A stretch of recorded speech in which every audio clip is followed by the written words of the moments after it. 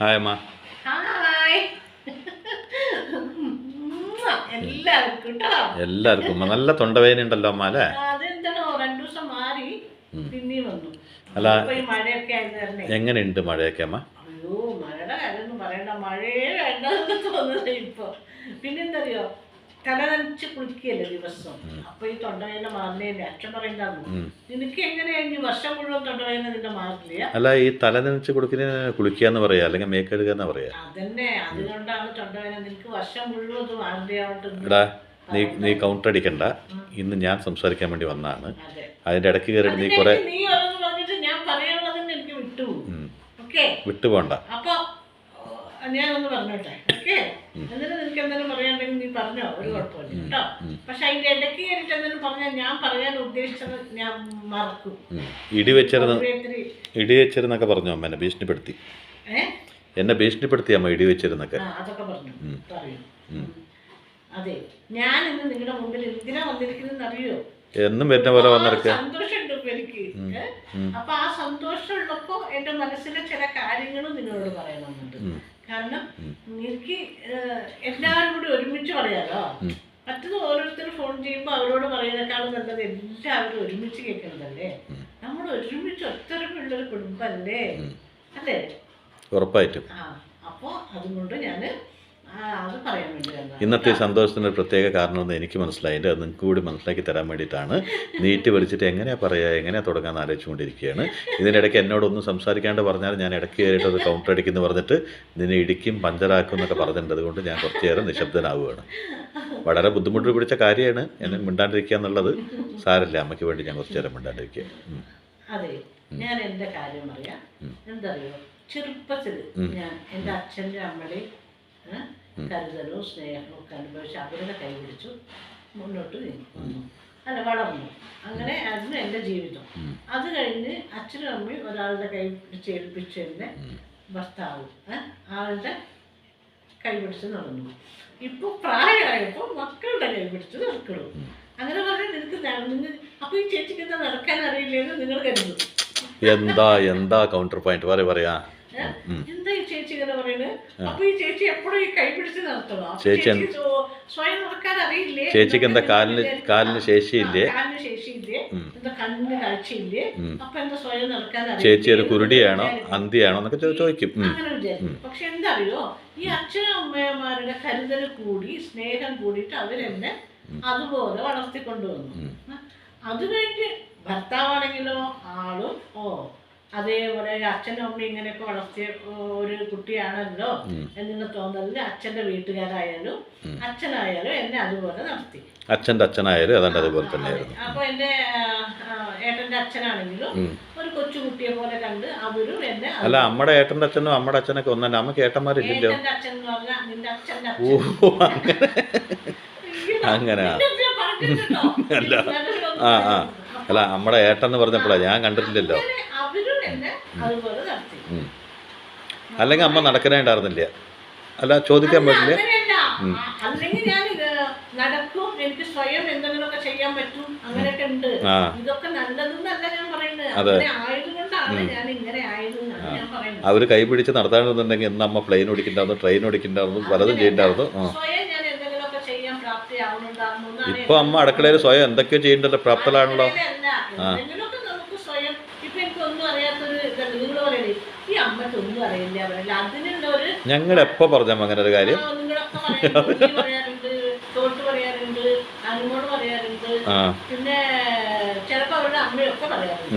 കാരണം എന്താന്ന് പറഞ്ഞാൽ ആ ചേച്ചി എങ്ങനെയാണ്, ആ ചേച്ചിക്ക് ഒന്നും അറിയില്ല അത് പറയാറില്ലേ? ഞാൻ പറയാറുണ്ടോ? നീയും പറയാറുണ്ട്. എല്ലാവരും എന്താ അറിയണോ, ഒറ്റ മനുഷ്യൻ എൻ്റെ അമ്മേനെ വിട്ടിട്ടില്ല, എല്ലാരും പറഞ്ഞിട്ടുണ്ട്.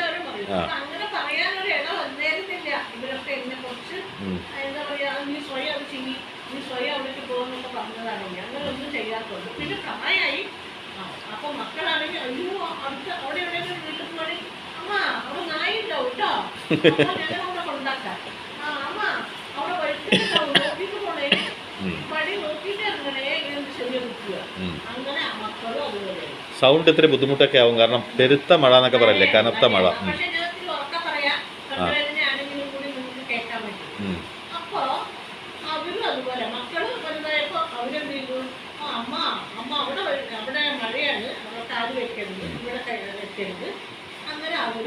നമ്മുടെ ജീവിതത്തിൽ മഴയെങ്കിലും നടക്കുന്ന സമയത്ത് ഞങ്ങൾ ആ ടൗണിൽ കൂടെ ഇങ്ങനെ നടക്കുകയാണെങ്കിൽ ഞാൻ ഇങ്ങനെ നോക്കും എല്ലാവരും. എന്താ പറയുക, ഈ രണ്ട് മക്കളും അപ്പുറം പിടിച്ചിങ്ങനെ കൊണ്ടുപോകണം കാണുമ്പോൾ അവർക്കൊക്കെ ഭയങ്കര സന്തോഷം. എന്തുമാത്രം അമ്മേനെ സ്നേഹിക്കണമെന്നാവുക. ശരിയാണ്, പക്ഷെ കൊണ്ട് നടന്ന് എനിക്കൊന്നും അറിയാത്ത രീതിയിൽ. പക്ഷെ സത്യം പറയുകയാണെങ്കിൽ റിമൈൻഡറിൽ എഴുതിയ ഒരു എന്താ പറയുക, ഒരു കൈതീനെ കൈപിടിച്ച് കൊണ്ടുവരും പോലെയാണ് നമ്മൾ കൊണ്ടുപോകണം എന്നുള്ളതാണ് നമ്മുടെ വിചാരം. ആണോ? അല്ല, സ്നേഹം കൊണ്ടാണ്. അത് ഞാൻ അല്ലാന്ന് പറയുന്നില്ല. ആണ്, ഞാൻ അല്ലാന്ന് ഒരിക്കലും പറയില്ല. സ്നേഹം ഇല്ലെങ്കിൽ അങ്ങനെ ചെയ്യാൻ പറ്റുമോ? എന്തും ദൈവദോഷമല്ല എന്നാ പറയുന്നത്.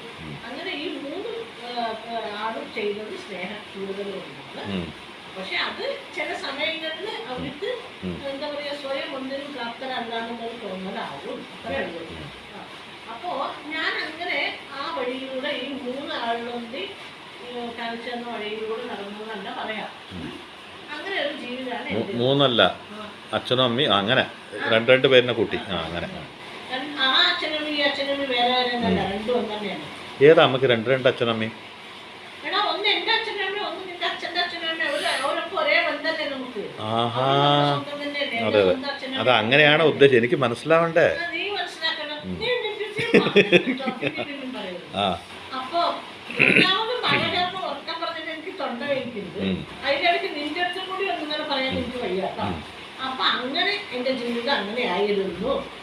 അതിന്റെ സങ്കടം വല്ലതും അമ്മയ്ക്കുണ്ടോ? സങ്കടമൊന്നുമില്ല. കാരണം എന്താണെന്ന് പറഞ്ഞാൽ എല്ലാ സ്ത്രീകളും, ഏത് അമ്മമാർക്കാണെങ്കിലും ഇതൊക്കെ ഒരു സന്തോഷമുള്ള കാര്യം. ഏതൊരു സ്ത്രീക്കാണെങ്കിലും സത്യമായിട്ടാണ്, വെറുതെ പറയണമ്മ. ഇതൊക്കെയാണ് ജീവിതത്തിലെ ഏറ്റവും വലിയ മഹാഭാഗ്യം.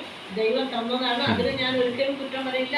എന്നെങ്കിലും എപ്പോഴെങ്കിലും ഒരു സ്ഥലത്ത് വെച്ചിട്ട് നമ്മുടെ മക്കളുടെ അടുത്ത് നിന്റെ അമ്മ അതാ അങ്ങോട്ട് പോണ് കണ്ടു എന്ന് പറയണത് കേൾക്കാൻ വഴിയുണ്ടോ? ഒരിക്കലും നമ്മൾ കേൾക്കാൻ വഴിയില്ല. കാരണം എന്നെ ഒറ്റയ്ക്ക് വിടുകയില്ലല്ലോ. ഇല്ല. എവിടെ പോവുകയാണെങ്കിലും ഈ മൂന്ന് ആൾക്കാരും, ഒന്നാമത് അച്ഛനും അമ്മയുടെ കൂടെ ആയിരിക്കും, പിന്നെ ഭർത്താവിന്റെ കൂടെ, പിന്നെ മക്കളുടെ കൂടെ. അല്ലാണ്ട് ഞാൻ എവിടെയും പോയിട്ട് ഈ ജീവിതകാലം മുഴുവനും ഇങ്ങനെ കൂടെ ഈ ദിവസം വരെ പോയിട്ടില്ല. ഇനി പോകണമെന്ന് വല്ല ആഗ്രഹമുണ്ടോ? ഇല്ല. ഞാൻ അവനോടും കൂടി വിളിച്ചു പറയാം, അച്ഛനോട് ഞാൻ ഇപ്പൊ തന്നെ പറയാം. എന്നിട്ട് അമ്മയ്ക്ക് ഇനി തനിച്ചൊക്കെ പോയിട്ട്, അല്ല ഇനി അമ്മേനെ എവിടെയെങ്കിലും തനിച്ച് കൊണ്ടുപോയി വിട്ടാ, നിനക്ക് എവിടെയെങ്കിലും തനിച്ച് കൊണ്ടുപോയി വിട്ടാ അമ്മ തിരിച്ച് വീടെത്തു. അതാണ് എനിക്ക് അറിയില്ല. അതാണേ എവിടെ പോണോ, ഏത് എവിടെ ഒരു ബസ്സിലൊക്കെ വരണമെന്ന് പറഞ്ഞാൽ എന്നെ കൊണ്ട് പറ്റില്ല. പക്ഷെ അങ്ങനെയൊന്നും അല്ല. ഹോട്ടലൊക്കെ കയറി വരികയാണെങ്കിൽ ഞാൻ വരും. അല്ല, അമ്മ വരുമൊക്കെ ചെയ്യും. അത് അങ്ങനെയൊന്നും നിങ്ങളുടെ കൊച്ചായിട്ട് കാണണ്ട അല്ലേ? വരും. നാക്കുണ്ട്. അങ്ങനെയൊക്കെ വരാം, അതല്ല. പക്ഷെ ഒറ്റയ്ക്ക് അങ്ങനെ പോയിട്ടില്ല എന്നുള്ളതാണ് എല്ലാവർക്കും അറിയാം. അത് എന്നെ അറിയുന്ന എല്ലാ ബന്ധുക്കൾക്കും സ്വന്തക്കാർക്കും നാട്ടുകാർക്കും ഒക്കെ അറിയാം. എന്നെ എവിടെ ഒറ്റയ്ക്ക് അവർ കണ്ടിട്ടേ ഉണ്ടാവില്ല. അപ്പൊ അങ്ങനെയൊക്കെയുള്ള ജീവിതമാണ് എൻ്റെ. അങ്ങനെയുള്ള ഞാൻ ഒരു സാധാരണ വീട്ടമ്മ, സാധാരണയിലും സാധാരണ വീട്ടമ്മ. പിന്നെ ഞാനൊരു മോട്ടിവേറ്റർ അല്ല, നല്ല ഒരു കുക്കല്ല, എന്താ പറയാ, പാചക വിദഗ്ധയല്ല. എന്തായിട്ടൊക്കെ വീട്ടിൽ അവിടെ ഒരു ചെറിയൊരു തിരുത്തൽ ഞാൻ കൊണ്ടുവരട്ടെ. അമ്മ ആദ്യം പറഞ്ഞത് എന്താ? അല്ലല്ല, അതിനേക്കാളും മുമ്പ് പറഞ്ഞത് മോട്ടിവേറ്റർ. സത്യത്തിൽ പറഞ്ഞാൽ എല്ലാവർക്കും ഒരു തെറ്റിദ്ധാരണയുണ്ട്. അച്ഛൻ അമ്മയുടെ കൈ പിടിച്ച് ജീവിതം കാണിച്ചത് കൊണ്ടും, അല്ലെങ്കിൽ ഭർത്താവിൻ്റെ കൈ പിടിച്ച് നടന്നത് കൊണ്ടും, മക്കളെ സുരക്ഷിതമായി കൊണ്ടുപോയത് കൊണ്ടും, അല്ലെങ്കിൽ ഒരു 4 ചുമരിനുള്ളിൽ മാത്രം ഞാൻ ജീവിച്ചത് കൊണ്ടും I am not a motivator എന്നൊരു തിങ്ക് ഉണ്ട്. അത് തെറ്റായ ഒരു ധാരണയാണ്. കാരണം എന്താ അറിയോ, നിങ്ങൾ വളർത്തിയ മക്കളാണ് ഇന്ന് ജീവനോടുകൂടി നാട് മുഴുവൻ സഞ്ചരിക്കുന്നത്. അത് സഞ്ചരിക്കാൻ കാരണക്കാരിയായത് എൻ്റെ അമ്മയാണ്. കാരണം അച്ഛനൊന്നും വീട്ടിലുണ്ടാവില്ല. മക്കളെ ഇങ്ങനെ ജീവിക്കുന്ന പഠിപ്പിച്ചു കൊടുക്കാൻ മാത്രം ഒരു മോട്ടിവേറ്റ് ചെയ്യാൻ ഒരു സ്ത്രീന് കഴിവുണ്ടെങ്കിൽ ആ അമ്മയ്ക്ക് ആരെയും മോട്ടിവേറ്റ് ചെയ്യാനുള്ള കഴിവുണ്ട്. അപ്പോൾ സ്വയം പൂജ്യമാണ് എന്ന് വിചാരിക്കരുത്. അഥവാ അങ്ങനെ വിചാരിച്ചാലും പൂജ്യത്തിൽ നിന്നാണ് ഈ പ്രപഞ്ചത്തിൻ്റെ മുഴുവൻ കൗണ്ടുകളും ഉണ്ടായതെന്ന് ഒരിക്കലും മറക്കരുത്. മനസ്സിലായില്ലേ? പൂജ്യമില്ലെങ്കിൽ ഈ ജന്മം തന്നെ പൂജ്യമാണ്. പൂജ്യമാണ് എല്ലാത്തിൻ്റെയും തുടക്കം. മനസ്സിലായില്ലേ?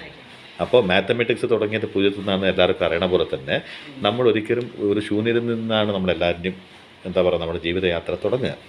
അപ്പോൾ അമ്മയൊക്കെ നമ്മളെ പഠിപ്പിച്ചു തന്നൊരു മോട്ടിവേഷൻ ഉണ്ടല്ലോ, എല്ലാ അമ്മമാരും മക്കൾക്ക് പഠിപ്പിച്ചു തന്നത് 4 ചുമരുകൾക്കുള്ളിലാണ്, അടുക്കളയിലാണ്, ഇവിടെയാണെന്ന് പറയുന്ന അമ്മമാർക്കുള്ളത്ര എന്താ പറയുക ഒരു ജ്ഞാനം. പുറത്ത് പോകുമ്പോൾ ഇങ്ങനെ സംഭവിക്കും, പുറത്ത് ഇന്ന സംഭവങ്ങളൊക്കെ ഉണ്ടാവും, ഇതൊക്കെ സൂക്ഷിച്ച് വരണം മക്കളെ എന്ന് പറഞ്ഞ ചെറുപ്പകാലത്ത് ഞങ്ങളുടെ പഠിപ്പിച്ച് തന്നൊരു അമ്മയുണ്ട്. ആ അമ്മയോട് മോട്ടിവേറ്റർ ഈ ലോകത്ത് ആരും ഇല്ലാന്ന് വിശ്വസിക്കുന്ന ഒരു മകനാണ് ഞാൻ. ഞങ്ങളിന്ന് അമ്മേനെ പറഞ്ഞു തരുന്നെങ്കിലും അമ്മ എന്നോ നമുക്ക് പറഞ്ഞു തന്ന ചില കാര്യങ്ങളായിരിക്കും. ഈ പുറലോകം എങ്ങനെയാണ് വീട്ടിൻ്റെ ഉള്ളിലിരുന്നൊരു സിദ്ധി പിടിച്ചൊരു ശക്തിയാണ് അമ്മ. മനസ്സിലായില്ലേ? അങ്ങനെ അപ്പൊ ഞാൻ അതല്ല പറഞ്ഞത്, അതൊക്കെ ശരിയാണ്. അത്രയ്ക്കും ഉള്ളൊരു അറിവോ അങ്ങനെയൊന്നും എനിക്കില്ല എന്നാ പറഞ്ഞത്. മക്കളെ വളർത്താൻ ഒരുപാട് അറിവ് വേണമെന്നൊന്നുമില്ല. അത് എല്ലാ അമ്മമാർക്കും സ്വതസിദ്ധമായി ദൈവം തന്നിട്ടുണ്ട് ഒരു കഴിവ്. മനസ്സിലായോ? ഒരു കുട്ടി ജനിക്കുമ്പോൾ ആ അമ്മയ്ക്ക് സ്വതസിദ്ധമായ ആ കുട്ടിയെ വളർത്താനോ നല്ല നിലയ്ക്ക് കൊണ്ടുപോകാനുള്ള ബുദ്ധി ദൈവം തന്നിട്ടുണ്ട്. എല്ലാ അമ്മമാർക്കും ഉണ്ട്. അതല്ല ഞാൻ പറഞ്ഞത്. ഒരുപാട് അറിവ് മറ്റുള്ളവർക്ക് പകർന്നു കൊടുക്കാനുള്ള ഒരു കഴിവൊന്നും ഇല്ല. അങ്ങനെ പറയുമ്പോൾ സാധാരണക്കാരിൽ ഒരു വീട്ടമ്മ, ഒരുപാട് സംരംഭങ്ങളോ കാര്യങ്ങളൊന്നും ഇല്ല, തനിച്ചെവിടേക്കും പോകാൻ പറ്റില്ല, ഒരു വീട്ടിനുള്ളിൽ ഇരിക്കാം, നമുക്ക് എന്തൊക്കെ അറിയാം, അതെന്തൊക്കെയോ നമ്മൾ പറയുന്നു, അത് ചിലർക്ക് മോട്ടിവേഷൻ ആവുന്നു, അത്ര തന്നെ. അതാണ് ഞാൻ പറഞ്ഞത്. അല്ലാണ്ട് വേറെ അർത്ഥത്തിലല്ല. അല്ലല്ല. എന്നിട്ട് അങ്ങനെയുള്ള ഞാൻ എനിക്ക് സ്വന്തമായിട്ടൊരു കുടുംബം ഉണ്ടാക്കാൻ പറ്റി. മനസ്സിലായോ? ഉറപ്പായിട്ടും, തീർച്ചയായും. അതായത് എന്റെ സ്വന്തം എന്ന് പറയാ, ഞാൻ ഉണ്ടാക്കിയത് എന്ന് പറയാം, എന്റെ കയ്യൊപ്പ് എന്താ പറയാ, ഓട്ടോഗ്രാഫ് എന്നൊക്കെ പറയുന്നത്. അതുപോലെ എനിക്കൊരു കുടുംബം ഉണ്ടാക്കാൻ പറ്റി. ആ കുടുംബത്തിൽ ഇന്ന് എനിക്ക് ചേച്ചിയുണ്ട്, ചേച്ചിയല്ല ചേച്ചിമാര്, കുറച്ച് ചേച്ചിമാരുണ്ട്, അനിയത്തിമാർ ഇഷ്ടം പോലെ ഉണ്ട്, മക്കളുണ്ട്, അങ്ങനെ ഒരുപാട് പേരുണ്ട്, അമ്മയുണ്ട്. മനസ്സിലായോ? അപ്പൊ അങ്ങനെ ഒരുപാട് പേർക്ക് ഞാൻ ചേച്ചി, അമ്മയും അനിയത്തി, മകളും ഒക്കെ ആയി. അപ്പോൾ അതൊരു വലിയ എന്താ പറയാ, അത് എനിക്ക് എന്നോട് തോന്നുന്ന ഒരു മതിപ്പാണ്. അതായത് തീർച്ചയായിട്ടും അമ്മേനോട് ആരെങ്കിലും ചോദിക്കുകയാണ്, അംബുജാക്ഷി നിങ്ങൾ എന്ത് നേടി എന്ന് ചോദിക്കുകയാണെങ്കിൽ ഇന്ന് തീർച്ചയായിട്ടും അമ്മയ്ക്കൊരു വാക്ക് പറയാനുണ്ട്, ഒരുപാട് നേടിയെന്ന്. കാരണം നമ്മൾ ഉണ്ടാവുമ്പോഴേ നമ്മുടെ കൂടെ ഉണ്ടാവുന്നതാണ് ബന്ധുക്കളും. അമ്മയിൽ നിന്നുണ്ടായതാണ് നമ്മുടെ മക്കൾ. നമ്മുടെ കൂടെ ജീവിച്ച ആളാണ് എൻ്റെ അച്ഛൻ എന്ന് വെച്ചാൽ നമ്മുടെ ഭർത്താവ്, അല്ലെ നമ്മളെ സൃഷ്ടിച്ച വ്യക്തികളാണ് നമ്മുടെ അച്ഛനും അമ്മയും. ഇതൊക്കെ ഒന്നിനോടൊന്ന് ബന്ധപ്പെട്ട് കിടക്കുന്നുണ്ടല്ലേ. പക്ഷെ അമ്മയായിട്ട് കണ്ടുപിടിച്ച, അമ്മയായിട്ട് സൃഷ്ടിച്ചെടുത്ത നിസ്വാർത്ഥമായൊരു കുടുംബത്തിൻ്റെ ഉടമയാണ് അമ്മ, അല്ലെ, വലിയൊരു കുടുംബത്തിൻ്റെ ഉടമ. അതാണ് എൻ്റെ സന്തോഷം. എനിക്ക് എന്നോട് തന്നെ തോന്നുന്നത് ഞാൻ എന്തോ ആണ്, ആർക്കൊക്കെയോ ഞാൻ എന്തോ ആണെന്നുള്ളൊരു തോന്നലുണ്ടല്ലോ. അത് ശരിക്കും പറഞ്ഞിട്ടുണ്ടെങ്കിൽ എത്ര പണം കൊടുത്ത് മേടിക്കാൻ പറ്റുന്നതല്ല, എത്ര പൈസ ഉണ്ടായാലും നമുക്ക് കിട്ടുന്നതല്ല. അതുപോലെ ഒരു കുടുംബം എനിക്ക് കിട്ടി. അവർ ഫോണിലൂടെ ഞാൻ അവരുടെ മെസ്സേജ് മാത്രമല്ലേ വായിച്ചു, അങ്ങോട്ട് മെസ്സേജ് ഇടും, അത്രയല്ലേ ഉള്ളൂ. പക്ഷെ അവരുടെ ഫോൺ കാണുകൾ വരാൻ തുടങ്ങിയപ്പോൾ അവർ ഉള്ളു തുറന്ന് അവരുടെ ഫുള്ള് കാര്യങ്ങൾ എന്നോട് പറയുന്നു. അതുപോലെ എന്നെ എത്രത്തോളം അവർക്ക് ഇഷ്ടമാണെന്ന് അവർ തുറന്നു പറയുന്നു. അത് കേൾക്കുമ്പോൾ എനിക്ക് ഞാൻ ഇതുവരെ അനുഭവിച്ചിട്ടില്ലാത്തൊരു സന്തോഷം. എന്താ പറയുക, ഇത്രത്തോടൊക്കെ ഞാൻ അവരെന്നെ സ്നേഹിക്കാം, എന്താണ് ഞാൻ ചെയ്ത പുണ്യം എന്ന് എനിക്ക് തോന്നിപ്പോകും. കാരണം സത്യത്തിൽ എനിക്ക് അത് പറയുമ്പോൾ എനിക്ക് സങ്കടം വരും. കാരണം എന്താ പറഞ്ഞാൽ ഒന്നുമല്ല, എന്നെ അവർ കണ്ടിട്ട് പോലും ഇല്ല പറഞ്ഞാൽ ഇങ്ങനെ വീഡിയോയിൽ കാണുന്നതല്ലാതെ ഞാൻ അവരെ കണ്ടിട്ടില്ല, ശരിക്കും കണ്ടിട്ടില്ല. അമ്മ എന്താണെന്ന് അവർക്കറിയില്ല, പ്രതീക്ഷിക്കണില്ല, ഒന്നും എന്നിൽ നിന്ന് അവർക്ക് പ്രതീക്ഷയില്ല. എന്നിട്ട് അവര് എന്നോടുള്ള അവരുടെ ഇഷ്ടം തുറന്ന് പറയുമ്പോൾ ചിലർ ഇടറിയ ശബ്ദത്തിൽ, ചിലർ എന്താ പറയുക, എന്തോ ഒരു ലോട്ടറി അടിച്ച സന്തോഷത്തോടെ ഒക്കെ സംസാരിക്കുമ്പോൾ സത്യത്തിൽ ദൈവമേ, ഈ ഒരു വീഡിയോ ഞാൻ തുടങ്ങാൻ ദൈവം എനിക്ക് തന്ന ആ ഒരു സമയമുണ്ടല്ലോ, ആ ഒരു ബുദ്ധി, അത് ആ ദൈവത്തിന് ഒരുപാട് നന്ദി പറയണം. കാരണം എന്താ പറയുക, ഇത്രയും സ്നേഹം അനുഭവിക്കാൻ എനിക്ക് കഴിഞ്ഞല്ലോ എന്നുള്ളതാണ്. കാരണം നിസ്വാർത്ഥമായ സ്നേഹം, പ്രതിഫലമൊന്നും അപേക്ഷിക്കാതെയുള്ള സ്നേഹം, അത് കേൾക്കുമ്പോൾ എന്താ പറയുക, എനിക്ക് പറയാൻ വാക്കുകളെ കിട്ടുന്നില്ല. അത്രത്തോളം സന്തോഷം. എല്ലാ ദിവസവും അവർ വാട്സപ്പിൽ മെസ്സേജ് ഇടുന്നു, ഓരോരോ കാര്യങ്ങൾ ചോദിക്കുന്നു, അത് പിന്നെ ഫോൺ കോളുകൾ വന്നുകൊണ്ടിരിക്കുന്നു. അതിലിങ്ങനെ ചേച്ചിയെ ബുദ്ധിമുട്ടായോ, ഞങ്ങളിങ്ങനെ ഇടയ്ക്കിടയ്ക്ക് വിളിച്ച് ബുദ്ധിമുട്ടിക്കിട്ടോ, ബുദ്ധിമുട്ടായോ, അതിന് എന്താ പറയുക, ബുദ്ധിമുട്ടായി എന്ന് പറയാൻ പറ്റുമോ? തന്നെ ഈ കാര്യം പറഞ്ഞുകൊണ്ടിരിക്കുമ്പോൾ തന്നെ ഒരു ഫോൺ കോൾ വന്നു. അപ്പോൾ കട്ടായി. എവിടെ നിന്നാണത്? കോഴിക്കോട് നിന്നൊരു ഫോൺ കോൾ വന്നു. അപ്പോൾ കട്ടായി. അപ്പോൾ പറഞ്ഞുകൊണ്ട് ഇരിക്കുമ്പോൾ തന്നെ ഒരു ഫോൺ കോൾ വന്നിട്ടുണ്ടെങ്കിൽ 100 വയസ്സായുസ് എന്നുണ്ടാവട്ടെ, അങ്ങനെ തന്നെ ആവട്ടെ അല്ലേ. അപ്പോൾ കണ്ടിന്യൂ പ്ലീസ്. അപ്പോൾ അങ്ങനെ ഒരു സ്നേഹം എനിക്ക് അനുഭവിക്കാൻ കഴിഞ്ഞു. അത് ആ ദൈവം എനിക്ക് ഈ വീഡിയോ തുടങ്ങാനുള്ള മനസ്സെന്ന ആ ഒരു ക്ഷണത്തെ ഞാൻ ഒരുപാട് നന്ദിയോടെ കൊടുക്കുന്നു. അതുപോലെ ദൈവത്തോട് ഞാൻ ഒരുപാട് നന്ദി പറയുന്നു. ഈ പ്രായത്തിൽ അമ്മയ്ക്ക് എന്താണ് നേടാൻ സാധിക്കാൻ ചോദിച്ചാൽ, അല്ലെങ്കിൽ എന്ത് നേടിയെന്ന് ആരെങ്കിലും ചോദിച്ചാൽ, ഇപ്പോൾ നമ്മൾ പറയുമല്ലോ age is just A number എന്ന്. അത് വെറുതെ പറയാൻ മാത്രമേ പറ്റൂ.